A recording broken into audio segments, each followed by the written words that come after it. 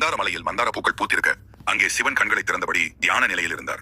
அப்போது பார்வதி தேவி விளையாட்டுத்தனமாக சிவனின் கண்களை தன் கைகளினால் மூடினார். சிவனின் கண்கள் மூடிய போது பிரபஞ்சத்தில் பெரிய இருள் மூழ்கியது. சிவனின் மூன்றாவது கண்ணில் இருந்த நெருப்பின் வெப்பத்திலிருந்து பார்வதியின் கை சூடாகி வியர்வையை பெற்றது. நிலத்தில் விழுந்த வியர்வை துளிகளிலிருந்து அந்த அசுரன் பிறந்தான். சிவனின் கண்களை மூடிய போது அக்குழந்தை பிறந்ததால் அக்குழந்தை பார்வையற்றை பிறந்தது. ஹிரண்யாக்ஷன் என்ற அசுரன் சிவபெருமானை நோக்கி கடும் தவம் புரிந்தான்.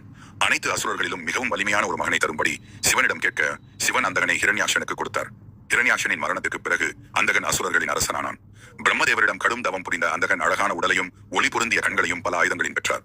தனக்கு மரணமற்ற வாழ்வை அளிக்குமாறு பிரம்மதேவரிடம் கேட்க பிரம்மதேவரோ உலகில் பிறந்த அனைவரும் இறப்பை சந்திக்க நேரிடும், அதனால் வேறு வரம் வேண்டுமாறு கேட்க உடனே அந்தகன் பேரழகியும் தனக்கு தாயுமாக இருக்கும் ஒரு பெண்ணை கண்டு ஆசைப்படுகிறேனோ அப்போது மரணம் உண்டாக வேண்டும். வரம் கேட்க பிரம்மதேவரும் வரமளித்தார். ஒவ்வொரு உயிருக்கும் தன் தாயை பார்க்கும் போது அன்பு உண்டாகும். தாயை கண்டு ஆசைப்படுவோர் எவரும் இல்லை என்பதால் அந்தகன் இந்த வரத்தை கேட்டான்.